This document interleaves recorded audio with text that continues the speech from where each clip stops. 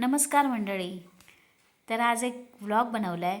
अगदी शेवटपर्यंत बघा आणि व्हिडिओ माझा आवडल्यास लाईक शेअर सबस्क्राईब करायला अजिबात विसरू नका आणि कमेंटमध्ये लिहा की तुम्हाला हा व्हिडिओ कसा वाटला. तर या सुपारीच्या बागांमध्ये रोज कचरा जमा होतो. तर असं एकदा सगळे सुपाऱ्यांची पानं वगैरे साफ करून कचरा वगैरे काढून सगळं स्वच्छ करून त्या झाडांना खत पाणी दिलं जातं. तर हा बघा माझा मुलगा अगदी कुठल्याही कामाला मागे फिरत बघत नाही. सगळी कामं करायची तयारी त्याची असते नेहमी.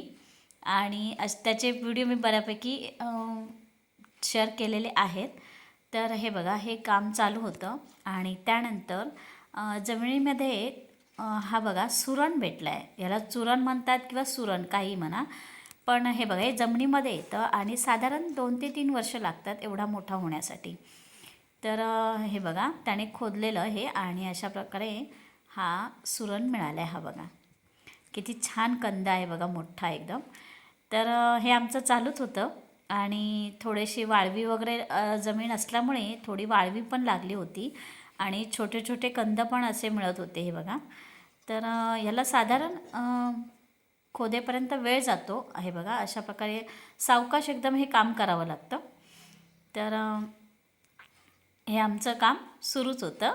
हे बघा भाजी असं काढणं वगैरे आणि थोडेसे वाळवी असल्यामुळे कोंबड्या पण लगेच धावत आल्या वाळवी खायला.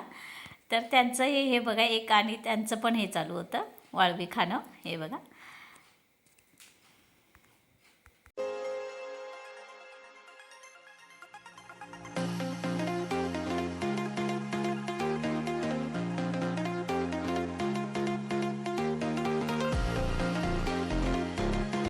हे 2 सुरण मिळाले. तर हे आता उन्हामध्ये 8 दिवस वाळून घ्यावे लागतील. तर हे बघा आणि आता झाडं मी रोपं लावली होती, त्यांना माती घालायची होती.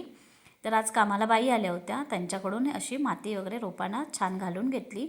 आणि माझंही घरातलं आवरायचं होतं काम. तर घरातलं जेवण वगैरे बनवायचं होतं. तर व्हेज नॉनव्हेज दोन्ही होतं. त्यामुळे मी घरात आली आणि माझ्या जेवणाची तयारी सुरू केली. तर व्हेज बऱ्यापैकी जेवण बनवून झालं होतं आणि फक्त नॉनव्हेज बनवायचं होतं. तर हे बांगडे आहेत छोटे, त्याची छान चटणी बनवली आणि अशा प्रकारे आज माझा दिवस गेला.